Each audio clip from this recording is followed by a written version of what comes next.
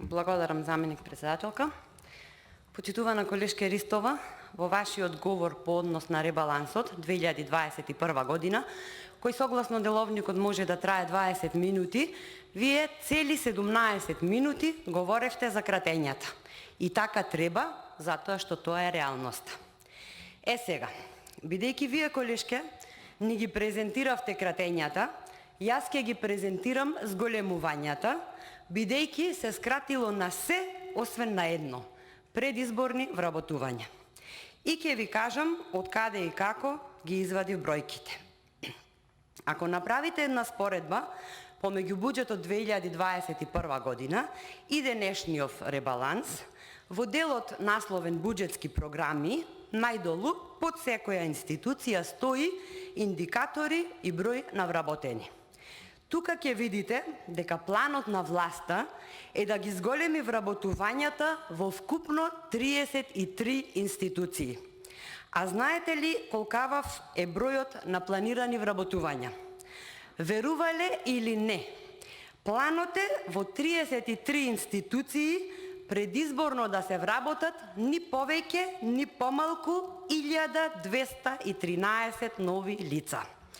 Сега ќе ви ги презентирам бројките во ваш стил на планирани нови вработувања само кај топ 10 институции во кои се планира да се вработат најмногу нови партиски послушници.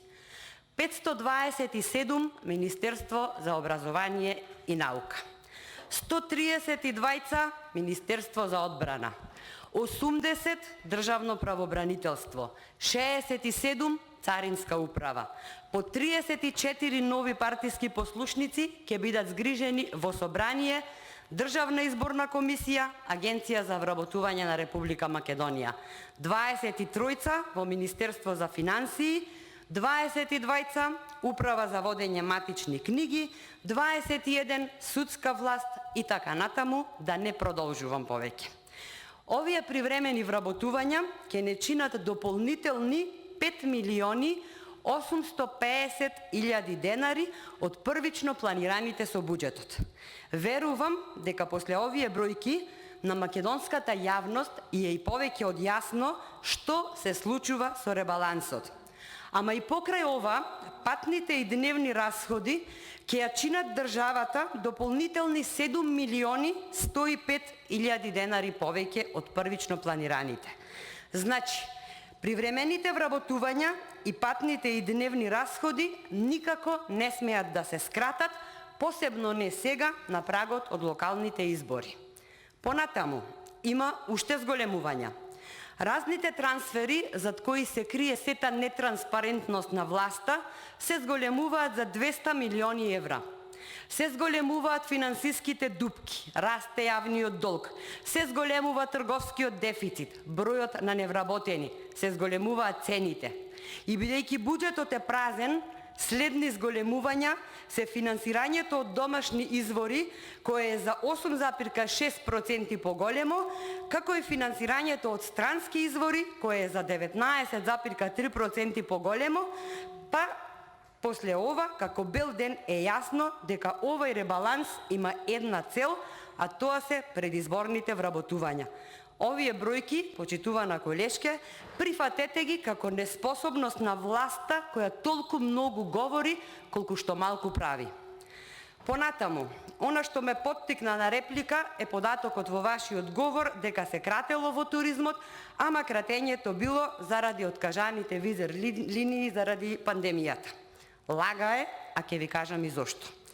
Туризмот, колешке, е нешто на што посебно сакам да се задржам, бидејќи лично мене и моите охриѓани најмногу не загрижува, а треба да не загрижува сите нас, затоа што оваа држава може да живее од туризам, ама благодарение на вашата неспособност ги губиме и позициите и туристите. Заради вашите налудничави мерки, туризмот ни умира пред очи, а туристите ни се само за транзит низ земјава. На Агенцијата за промоција и поддршка на туризмот сте искратиле 560.000 денари, а цели 7.850.000 денари кратите за унапредување на локалната и регионалната конкурентност во областа на туризмот. Дотолку сте безидејни и незаинтересирани за туристичкиот развој, што Македонија исчезнува од глобалната туристичка мапа. Погледнете ги информациите од Заводот за статистика, кои говорат дека во периодот јануари-април, во споредба со истиот период претходната година, бројот на ноќевања е намален за 12,8%. Значи, и во период кога подстивнала кризата, резултатите во туризмот се влошуваат, а не се подобруваат, и тоа е податок кој мора да не загрижува. И тоа не е се. Кратите на рурален развој, на култура, прекогранична соработка, животна средина, се она што е најзначајно за развој и напредок на туризмот. Уште еден страшен податок за македонскиот туризам е податокот на Global Finance, според кој Македонија е во топ 10 најнебезбедни земји во светот, дури зад Либан, Пакистан и Конго. Тоа јасно укажува на суровата реалност дека ниту некогаш сте имале јасна визија за развој, ниту пак сега имате визија за тоа како ќе го опоравувате туризмот. Утрово на порталите 8 на еден текст од вашиот саемски директор, кој се појавува само кога има кому да ја префрли вината за крахот во туристичкиот сектор, на чие чело се наоѓа токму тој. Еднаш се појави откако потонавме со COVID-19, па еве го денес ќе се заскрие зад Делта сојот. Текстот започнува вака. Годинава ја дочекавме неподготвени. Значи, ова се негови зборови. Годинава ја дочекавме неподготвени. Не изградивме оддржлива дестинација, туризмот ќе го спасуваат домашните гости. Исто како што го спасивте лани. Свесно или несвесно, во самиот наслов буквално ја признал сета неспособност на власта и негова секако. Значи, пандемијата која ја имаме од лани, годинава покажала дека не сме изградиле одржлива дестинација, дека сме оделе на квантитет наместо на квалитет и дека на краток рок не сме можеле да понудиме форми на туризам кои ги бараат новите целни групи на туристи. Јас навистина не знам уште колку години да почекаме за да почнеме да градиме здрав туристички сектор. Продолжува. Руралниот, авантуристичкиот, алтернативниот, екотуризмот треба да бидат наш приоритет. Сите дестинации кои работеле со овие форми на туризам, лани не забележале пат. Прашајте го што правела нашата дестинација. И заклучува. Треба да создадеме наша оригинална приказна. Така е, се согласувам. На 18.5.2020 година, значи пред повеќе од една година, имав една колумна со наслов "Да бидеме тоа што сме е нашиот најдобар туристички производ". Станува збор за истото, најверојатно ја прочитал и добро е што чита, има и што да научи, само жално е што му требало повеќе од една година за да го свати истото што го говори денес.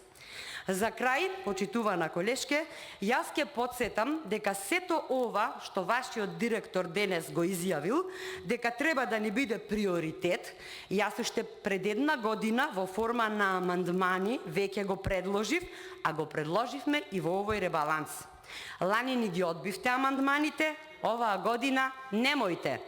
Ако не ме почитувате мене и пратеничката група на ВМРО-ДПМНЕ, испочитувајте си го директорот во чии раце го оставивте нашиот туризам, а кој вели: немаме сместување со екозвезди, поднесен амандман.